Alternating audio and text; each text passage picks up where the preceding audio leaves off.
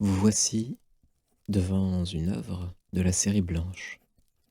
Ici, la magie, les créatures fantastiques et les récits doux et parfois improbables seront présents.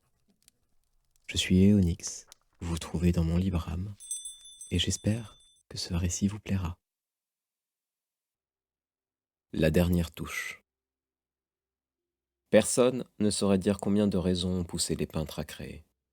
Mais d'autant que l'on le sache, ils poursuivent tous le même but, représenter leur vision du monde. Tout est dans la couleur, dans cette dernière touche que tu vas apporter quand ton cœur fait le vœu de reporter ce que ton âme d'artiste perçoit. Ce fut cette phrase qui décida Zacharie, et celui qui avait prononcé ces mots fut amené par une rencontre fortuite qui changea sa vie.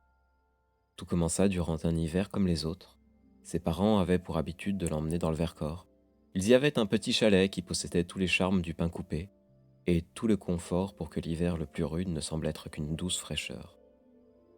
À cette époque, Zacharie était comme beaucoup d'enfants. Il aimait jouer, rire, faire des bonhommes de neige et, par-dessus tout, explorer. Aussitôt levé, il enfilait des chaussures plus épaisses qu'une pomme et emmitouflé dans une étrange veste de peau qu'il aurait parfaitement confondue avec un louveteau, il filait seul dans la forêt. Il empruntait toujours les mêmes sentiers et visait toujours plus haut. Alors que Zacharie empruntait un chemin sinueux qui, malgré la neige fraîchement tombée de la veille, apparaissait encore, il prit une pierre sur le bord de la route et l'observa longuement. Elle avait de légères fissures qui laissaient de l'or apparaître. Seulement quelques paillettes. Il la glissa dans sa poche et continua son ascension. Après plus d'une quinzaine de minutes, il finit par se glisser entre deux arbres pour déboucher dans un encaissement qui laissait apparaître une petite rivière et sa source, qui jaillissait, elle, depuis les roches. L'eau, intriguée par le froid, se faufilait entre les pierres, fuyant à grande eau le gel et la glace, le tout riant et chantant de clapotis. C'est beau, n'est-ce pas, petit visiteur? Zacharie sursauta d'un pas et se retrouva les fesses sur la neige. Il découvrit à quelques pas de lui un homme qu'il avait confondu plus tôt avec un gros rocher. La neige t'aurait fait perdre ta langue, petit? Zacharie Tocolet, je ne suis pas petit.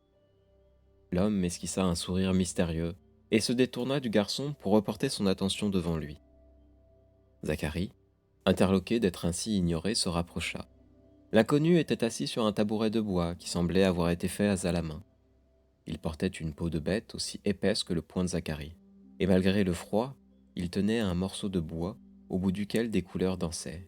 « Qu'est-ce que tu fais ?»« Alors, nous nous tutoyons ?»« Pardon. » L'air penaud qui s'installa sur le visage de Zacharie était un sourire nouveau sur le visage de l'homme.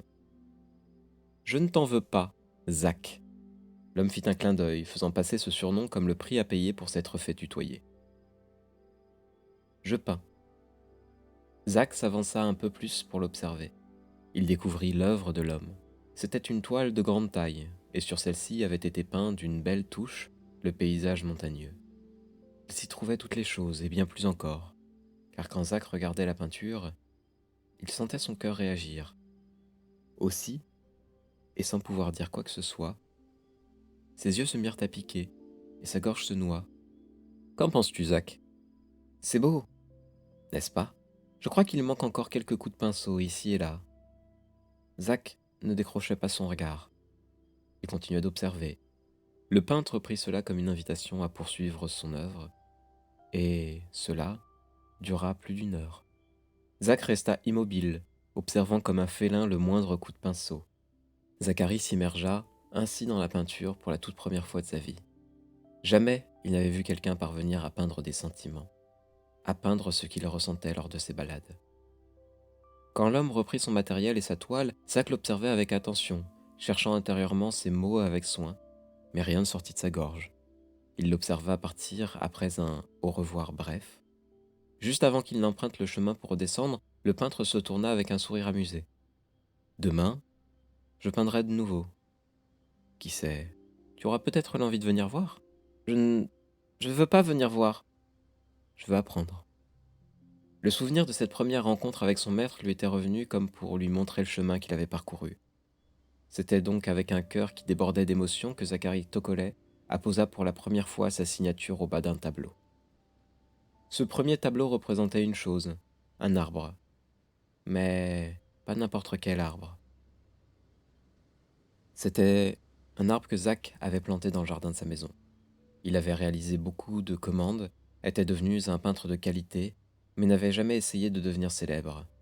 Tout ce qui lui importait était de devenir aussi bon que son maître. Aussi, il avait pris pour habitude de peindre ce sujet. L'arbre en question était un jacaranda, du moins, ce n'était pour l'heure qu'un jeune arbuste d'une quinzaine d'années. Il lui avait été offert par un ami peintre.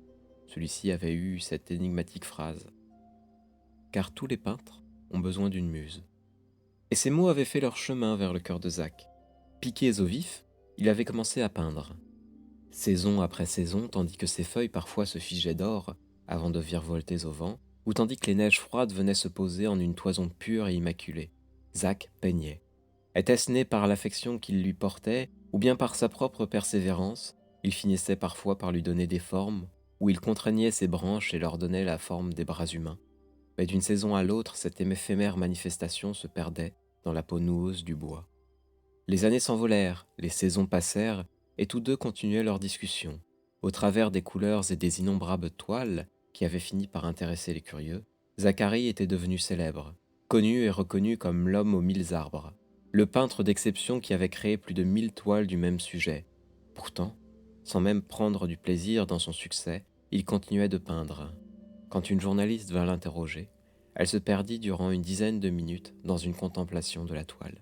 Et quand vint enfin la question du pourquoi Zacharie peignait encore et toujours le même sujet, il répondit avec les mots de son maître. Peindre, ce n'est pas juste poser des coups de pinceau sur une toile. Cela, tout le monde sait le faire. Non, peindre, c'est un dialogue de l'âme et du cœur, un dialogue qui se traduit sur une toile et qui se comprend par le regard d'un autre. Mais je suis obstiné, et je continuerai cette conversation de mon cœur à mon âme au sujet de cet arbre, car je sens qu'elle n'est pas finie. L'arbre grandit, et Zacharie vieillit, mais son talent, lui, bourgeonnait, proche de l'éclosion, et c'est à l'aube de ses plus vieilles années qu'il éclot totalement. L'arbre, au fur et à mesure du temps, prenait de plus en plus forme humaine. Parfois, se dessinaient des courbes d'une poitrine, d'autres fois, le feuillage devenait des cheveux. Certaines personnes qui avaient acheté ces tableaux racontaient voir dans le bois noueux un visage. Plusieurs années après, une femme commençait à se laisser percevoir dans le bois. Zach était persuadé d'approcher de plus en plus de la forme finale de ce tableau. Et il ne pouvait que se souvenir des paroles de son maître. N'impose jamais à ton pinceau tes doutes. Peins, peins avec le cœur, sans jamais douter, car au bout de celui-ci se tient la promesse du beau. Et vint un jour de printemps unique, tandis que Zacharie posait sa toile, encore vierge devant son arbre d'un bel âge. Il n'aurait su dire ce qui avait changé. Serait-ce ces fleurs mauves qu'il avait pourtant peintes plus de 1000 fois, et pourtant qui aujourd'hui filtraient avec douceur les rayons du soleil matinal? Il déboucha sa peinture et l'étala sur sa palette. Ses mains étaient encore colorées par les nuances des peintures des jours passés. Était-ce la lumière, ou bien le chant des oiseaux, ou serait-ce son cœur? Mais aujourd'hui, il n'aurait jamais su dire pourquoi, mais la scène paraissait différente, emprise d'une beauté unique, comme s'il s'agissait d'un jour nouveau. Et au fond de lui, il sut, c'était le jour. Zacharie posa la base de son œuvre. Il dessina doucement le décor, puis comme pour venir couronner le tout, il commença à peindre le tronc de son arbre. Mais celui-ci était plus doux, moins rugueux, plus beige aussi. Il dessina des courbes douces et charnues, qui venaient accueillir une cime qui perdit ses feuillages au profit de cheveux violets aux couleurs des fleurs du jacaranda. Puis au-dessous des cheveux se dessina bientôt un joli visage, doux, reposant et débordant d'une expression charmeuse. Sans s'en rendre vraiment compte, Zacharie dessinait une femme dans une nudité claire et délicate, dans une beauté et une grâce qui l'aurait fait rougir s'il n'avait pas été si concentré. Plusieurs heures passèrent, Chaque détail, chaque émotion s'imprimait derrière ces couleurs, derrière ces formes qu'il avait assemblées pour cette ultime création. Il finit par stopper son pinceau dans les airs, avec à son bout du vert émeraude. Tout est dans la couleur, dans cette dernière touche que tu vas apporter. Il répéta les mots de son maître et termina son œuvre en illuminant le regard de cette femme par du vert. Il observa son tableau, il sentit son cœur réagir, et sans pouvoir dire quoi que ce soit, ses yeux se mirent à pleurer toutes les larmes de son corps. Il resta assis, observa son œuvre, avec un regard rempli de tout le bonheur qu'il avait toujours poursuivi. Alors, la voile le tira de sa rêverie. Il observa autour de lui, mais personne n'était là. Comment suis-je? Cette fois, il avait entendu plus clairement l'origine de la voix. Il se tortilla sur son siège et observa son modèle. Sous ses yeux, l'arbre s'était changé dans une magnifique jeune femme. Elle arborait un sourire ravi, et sans tenter de donner la moindre raison à tout cela, Zacharie saisit la toile et la tourna vers la jeune femme. « Je me trouve magnifique. Tu l'as toujours été. Je prenais vie sous tes coups de pinceau, et cette dernière touche de couleur m'a fait sortir. » Zacharie ne pouvait l'expliquer, mais il ressentait un amour profond, un lien unique envers cette femme. Lui qui l'avait toujours peint, et ce durant des années, elle qui s'était prise au jeu d'être un modèle. Tous deux n'avaient pas besoin de mots, car ceux-ci furent transmis au travers des caresses du pinceau et leurs promesses scellées par les couleurs des pigments. Ainsi, la magie opéra, et le peintre charma la nymphe qui dormait dans l'arbre, car de nymphe elle fut muse et de muse elle fut chef-d'œuvre, et un amour si pur et si assidûment offert, dans cette si noble forme, se devait d'être récompensé. La nymphe choisit donc de s'incarner, et passa le reste de sa vie dans les bras de celui qui la vit comme aucun autre.